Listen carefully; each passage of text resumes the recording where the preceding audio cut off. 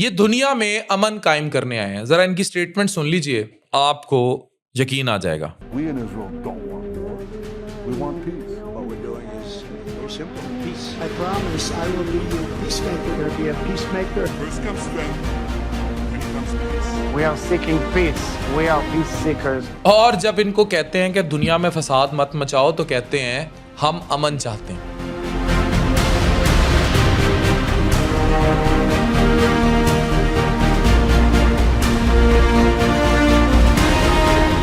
تاریخ گواہ ہے کہ جب یہ جملہ گلوبل لیڈرز کی زبان سے نکلتا ہے تو اس کے بعد اکثر جنگوں کا آغاز ہوا, شہر برباد ہوئے اور انسانی جانوں کا ضیاع ہوا.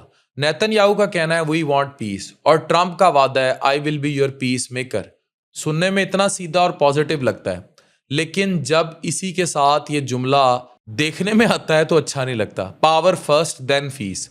تو یہاں سے نریٹو بدل جاتا ہے, یعنی امن کی ایک نیچرل سٹیٹ نہیں رہتی بلکہ ایک کنڈیشنل آؤٹ کم بن جاتی ہے. اگر ہم اس نیریٹو کو ہسٹری کے کانٹیکس میں دیکھیں تو آپ کو یاد ہوگا 2003 میں عراق اس کی مثال ہے. امریکہ نے دنیا کو یہ بتایا کہ بھائی ویپنز آف میس ڈسٹرکشن ہے, دنیا کی گلوبلائزیشن تباہ ہو جائے گی, گلوبل سیکورٹی کا تھریٹ ہے, کوئی ثبوت نہیں ملے, ختم کر کے رکھ دیا. لینسٹ جیسے میڈیکل جرنل کے مطابق لاکھوں سویلین اپنی جان سے ہاتھ دھو بیٹھے, پورا ملک انسٹیبل ہو گیا, ریجن تباہ ہو گیا, آبجیکٹیو پتہ ہی کچھ نہیں. اس طرح افغانستان کی 20 سالہ لمبی جنگ پیس اور سٹیبلٹی کے لیے ہے. رشیا کی گود میں بیٹھنے آئے تھے, بیٹھ نہیں سکے. براؤن یونیورسٹی کی کاسٹ آف وار پروجیکٹ کے مطابق اس جنگ پر $2.3 ٹریلین لگے, لیکن افغانستان سے غاروں سے ان کو کچھ نہیں ملا.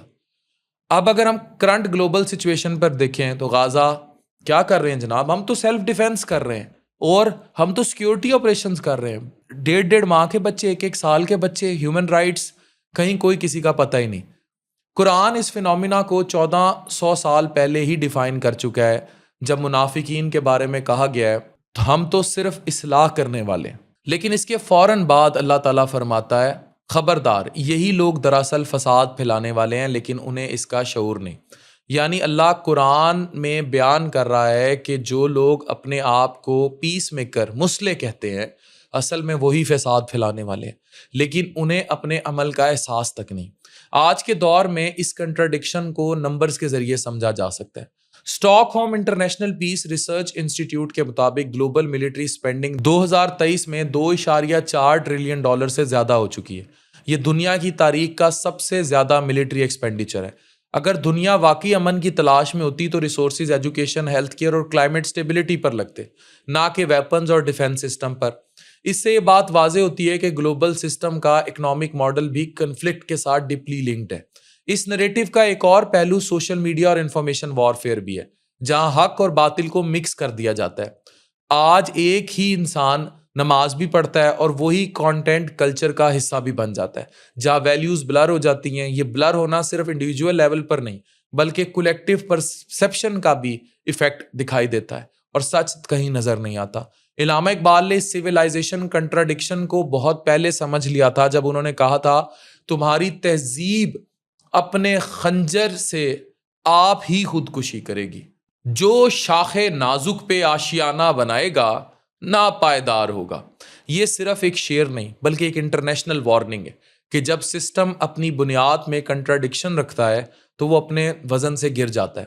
اس تمام ڈسکشن کا کور یہ ہے کہ قرآن کے کانسیپٹ فرقان یعنی رائٹ اور رانگ کو کلیئرلی سیپریٹ کیا جائے. آج بھی یہ اتنا ہی ریلیونٹ ہمیشہ تا قیامت ہے. جب آپ نے ماضی میں دیکھا, جب آپ نے اچھائی اور بدی کی جنگ دیکھی, اس کو یہ لوگ آرماگیڈن کا نام دیتے ہیں, مرتا مسلمان ہے. آخر میں بات صرف اتنی ہے کہ دنیا کو شاید مینیپولیٹ کیا جا سکتا ہے, نیریٹیوز کو بدلا جا سکتا ہے, لیکن جو قرآن 1400 سال پہلے بتا گیا وہی اصل حقیقت ہے, اگر سمجھنے والوں کی آنکھ میں سمجھ موجود ہو تو. Thank you very much.